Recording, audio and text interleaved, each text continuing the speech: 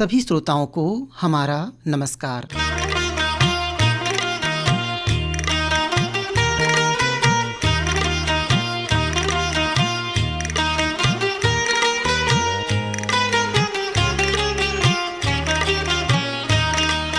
भारत सरकार गर्भवती महिलाओं और बच्चों के स्वास्थ्य में सुधार के लिए प्रतिबद्ध है। आज हमारा देश पोलियो तथा मातृ और नवजात टेटनस जैसी बीमारियों से मुक्त हो चुका है। राज्य सरकारों के पूर्ण सहयोग के साथ मिशन इंद्रधनुष ने उत्साहजनक परिणाम प्राप्त किए हैं। इसके अलावा यूनिवर्सल टीकाकरण कार्यक्रम के तहत टीकों का विस्तार भी भारत सरकार द्वारा किया गया है। गर्भवती माता और बच्चों के टीकाकरण की योजनाओं पर ज़्यादा जानकारी प्राप्त करने के लिए आज हमने स्टूडियो के फ़ोन लाइन से संपर्क किया है डॉक्टर अमर सिंह ठाकुर जी से, जो कि शिशु रोग विशेषज्ञ हैं और पूर्व में छत्तीसगढ़ राज्य के टीकाकरण अधिकारी भी रह चुके हैं। डॉक्टर ठाकुर जी नमस्कार, आपका इस कार्यक्रम में स्वागत है। नमस्कार साहू जी, और मैं सभी श्रोताओं का भी अभिनंदन करता हूँ। डॉक्टर ठाकुर जी, मिशन इंद्रधनुष क्या है? नियमित टीकाकरण में यह किस प्रकार से योगदान दे रहा है? नियमित टीकाकरण में मिशन इंद्रधनुष का बहुत महत्वपूर्ण योगदान रहा। जैसे इंद्रधनुष 7 कलर का होता है, और चूंकि पहले शुरू में टीकाकरण जब कार्य चल रहा था तो उस समय 6 से 7 टीके ही हमारे नियमित टीकाकरण कार्यक्रम में था। तो नियमित टीकाकरण कार्यक्रम का जो कवरेज है वो हमारा नहीं बढ़ पाता था, और ये लगभग हम 45% और 50% ही बच्चों को जो 1 साल से कम उम्र के हैं उनको हम टीका लगा पाते थे, और गर्भवती माताओं को भी हमारा टीका लगाने का जो हमारा कवरेज था वो भी इसी के आसपास ही था। तो भारत सरकार ने बहुत सोच विचार कर ये तय किया कि हमें टीकाकरण के कार्यक्रम को गति देना है और कवरेज को कम से कम 90% करना है, और इसके लिए उन्होंने टीकाकरण कार्यक्रम में एक कैंपेन मोड में मिशन इंद्रधनुष शुरू करने का कार्यक्रम बनाया, और ये कार्यक्रम शुरू हुआ 25 दिसंबर 2014 से। ये पूरे देश में लागू हुआ, जिसमें कि मिशन इंद्रधनुष 4 महीने का एक प्रोग्राम हुआ साल में एक बार, और उसके अंतर्गत जो भी छूटे हुए बच्चे हैं, जो लेफ्ट आउट हैं, ड्रॉप आउट हैं, जिनको पूरा टीकाकरण नहीं हुआ है और जिनने एक भी टीका नहीं लगाया है, इन सब बच्चों को हेड काउंट करके, मतलब उनके घर जा जाके उनसे पूछ के कि तुम्हारे कितने बच्चे हैं, बच्चों का टीका कितना लगा है, और जो छूट गए हैं ऐसे बच्चों को बुलाकर और एक निश्चित दिवस पर टीका लगाने का कार्यक्रम बना। और इसके लिए बहुत ज्यादा प्रचार प्रसार किया गया, बहुत ज्यादा इसको रणनीतिक तौर पे जो है इसको कार्य योजना बनाई गई, ताकि कोई भी बच्चा किसी भी गाँव में किसी भी टीकाकरण से छूटा हुआ है तो उसको पूर्ण रूप से वो टीकाकृत किया जा सके। ये कार्यक्रम 2014 में प्रारंभ हुआ, लेकिन लगातार ये 2015 और 2016 में ही चलता रहा। इससे कवरेज बढ़ा बच्चों का जो टीकाकरण करवाने का, पूर्ण टीकाकृत होने का। लेकिन भारत सरकार तब भी संतुष्ट नहीं हुआ, उन्होंने कहा कि हमें और जल्दी करना है, और उसके लिए उन्होंने इंटेंसिफाइड मिशन इंद्रधनुष मतलब सघन मिशन इंद्रधनुष शुरू किया, जिसमें कि और भी ज्यादा फोकस्ड वे में और सारे कलेक्टर से डायरेक्ट जो है भारत सरकार का जो पीएमओ ऑफिस है वो डायरेक्ट मॉनिटर करके और इस टीकाकरण कार्यक्रम को बढ़ावा देने के लिए पूरी योजना के साथ इसको किया, और ये चालू हुआ 8 अक्टूबर 2017 से। के पश्चात 2019-20 में मिशन इंद्रधनुष 2.0 हुआ, जो कि हमारे यहाँ के 7 जिलों में हुआ। जो जिलों में हमारा कवरेज कम था, जो 80% से कम था, ऐसे जिलों को लिया गया, और मिशन इंद्रधनुष 2.0 जो है ये भी बहुत योजनाबद्ध तरीके से इसको भी लागू किया गया। इसके अतिरिक्त मिशन इंद्रधनुष 3.0 भी लागू हुआ, जो कि 2021 में हुआ, लेकिन छत्तीसगढ़ में कवरेज हमारा ठीक हो गया था, हम 90% से एबव थे, तो मिशन इंद्रधनुष तो हमारे यहाँ नहीं हुआ। खुद का जो राज्य सरकार का योजना के अनुरूप हमने भी मिशन इंद्रधनुष के तर्ज पर ही यहाँ पर सघन टीकाकरण अभियान 3 महीने तक हमने लागू किया, और आज की डेट में हम जहाँ हम 45 से 50% हमारा टीकाकरण होता था, आज की डेट में हम 95% टीकाकरण कवरेज हम प्राप्त कर चुके हैं, जो कि एक आइडियल स्थिति है। तो हमारा एक टीकाकरण कार्यक्रम इससे बहुत सुदृढ़ हुआ मिशन इंद्रधनुष से। हमने बच्चों को जो मिशन इंद्रधनुष के माध्यम से जब बच्चों को टीका लगाया गया तो जो बीमारियां होती थी जो टीका से बचने वाली, तो आज आप खुद देख सकते हो कि किस तरह से इन बीमारियों का जो है नाश हुआ है, और पोलियो पूरी तरह से जड़ से खत्म हो गया है। और साथ साथ अन्य बीमारी जो अक्सर देखने को मिलती थी, जैसे कि whooping कफ जिसको बोलते हैं, टिटनस और नियोनेटल टिटनस, गर्भवती माताओं को टिटनस, इसका कहीं नामो निशान देखने को नहीं मिलता है।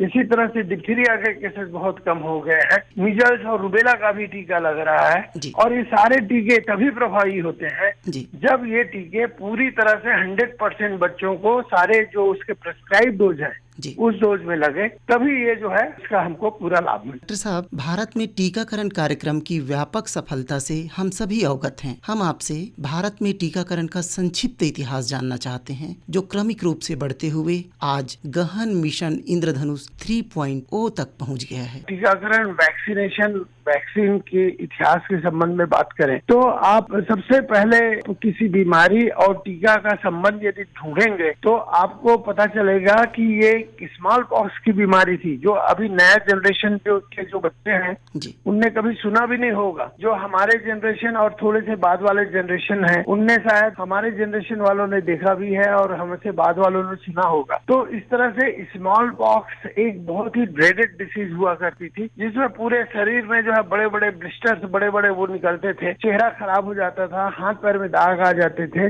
और बच्चों की मौत हो जाती थी। तो वो बीमारी इतना था, उसको बचने के लिए बहुत सालों से प्रयास होता रहा, सदियों से प्रयास होता रहा। एक्चुअल में देखा जाए तो यदि हम स्मॉल पॉक्स से बचाव के लिए किस तरह से लोग अपना प्रयास करते रहे, इस संबंध में तो चाइनीज लिटरेचर में भी अलग तथ्य दिया हुआ है और वेस्टर्न लिटरेचर में भी दिया है कि कैसे लोगों ने स्मॉल पॉक्स के जो ब्लिस्टर्स होते थे, जो घाव होते थे, उसमें से वायरस को निकाल कर और दूसरे अपने बच्चों को इनॉकुलेट कर देते थे और जिससे कि वो उनको नहीं होता था।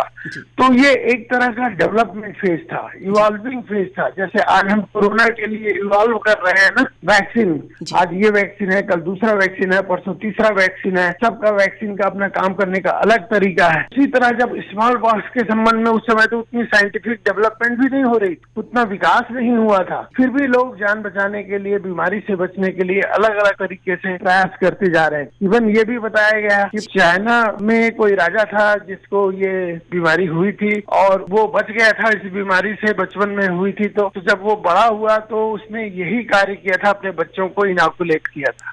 तो वैक्सीनेशन और इस तरह से बचाव के संबंध में जानकारी या एक आइडिया लोगों को होता गया। लेकिन सबसे पहले 1796 में वेस्टर्न वर्ल्ड में एडवर्ड जेनर नामक साइंटिस्ट हुए, तो उन्होंने काऊ पॉक्स, तो जैसे हम बच्चों में स्मॉल पॉक्स होता है ह्यूमन बीइंग में, लेकिन काउज में जो पॉक्स होते हैं उसको काऊ पॉक्स बोलते हैं। तो काऊ पॉक्स का जो वायरस होता है उसको वैक्सीनिया वायरस बोलते हैं।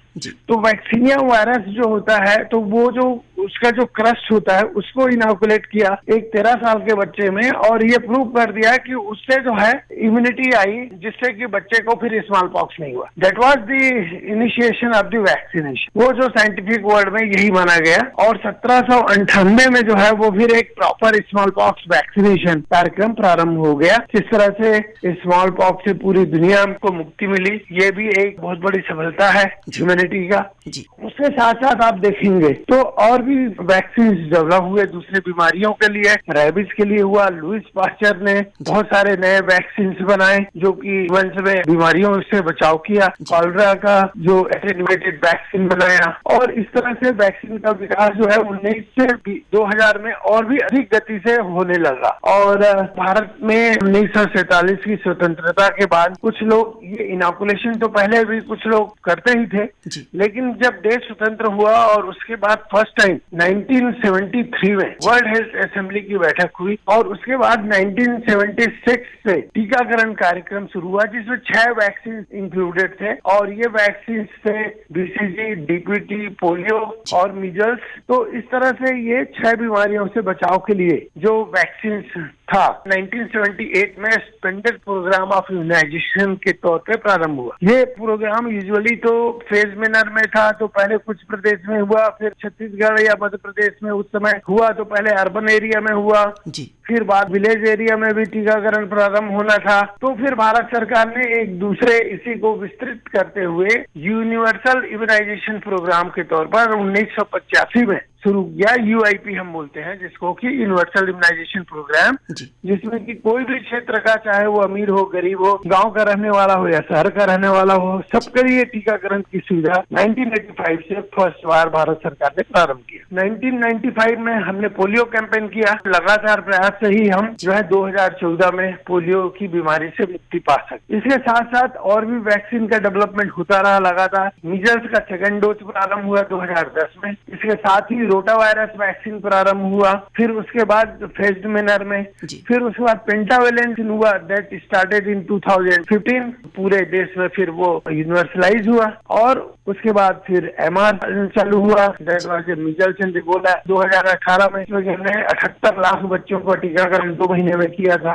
और ऐसा ही करके जो है मदर के लिए भी टीकाकरण कार्यक्रम में कुछ चेंज हुआ। पहले टिटनेस टॉक्साइड ही लगता था, और उसको जब कोई गर्भवती होती थी फर्स्ट टाइम तो उसको 2 डोज लगाए जाते थे 1 महीने के अंतराल से। लेकिन बाद में फिर अभी 2018 से TD नाम का वैक्सीन भी इंक्लूड हो गया टीकाकरण में, जिसमें कि टिटनेस के साथ साथ डिप्थीरिया वैक्सीन का भी स्मॉल डोज इसमें इंक्लूड किया गया, ताकि जो बच्चा पैदा हो उसको डिप्थीरिया से भी प्रोटेक्शन मिले और डिप्थीरिया की बीमारी उसको ना हो सके। तो इस तरह से टीकाकरण कार्यक्रम में एक उल्लेखनीय सफलता मिलने के साथ साथ लगभग 11 टीके लगाते हैं बच्चों को। इस तरह से 11 बीमारियों से हम अपने बच्चों को बचाव कर पाते हैं। डॉक्टर ठाकुर जी, टीकाकरण, वैक्सीनेशन और प्रतिरक्षीकरण, इम्यूनाइजेशन में क्या अंतर है? जी, आपने ये बहुत सही सवाल पूछा कि हम ये देखते हैं अक्सर कि लोग अपने बच्चों को टीका लगाते हैं और उसके बाद भी उस टीका के बावजूद भी उस बच्चे को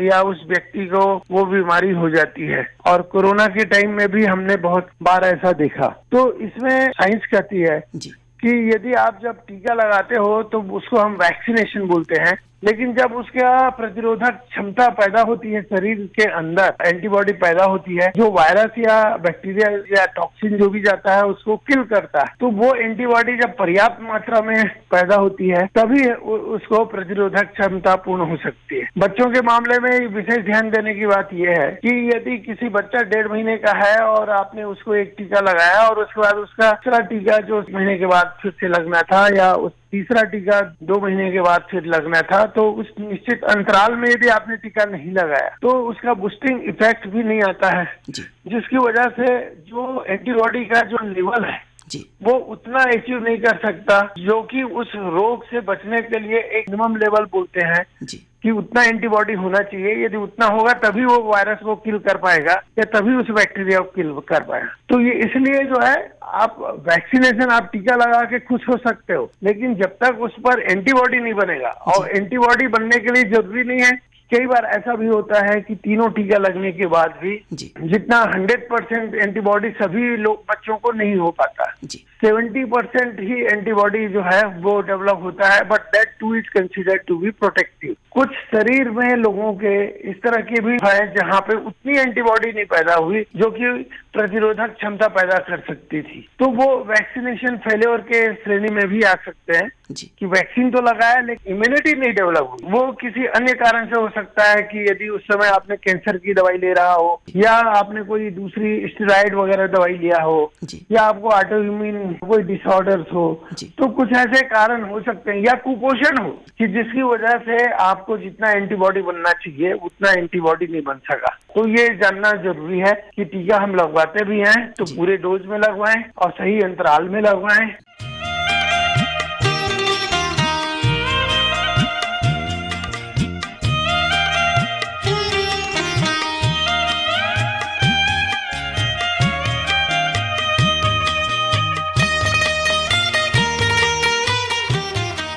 डॉक्टर ठाकुर जी, टीकाकरण से संबंधित बहुत से आयामों पर हमारे श्रोताओं को आपने इतनी महत्वपूर्ण जानकारियां दी, इसके लिए आपका बहुत बहुत धन्यवाद।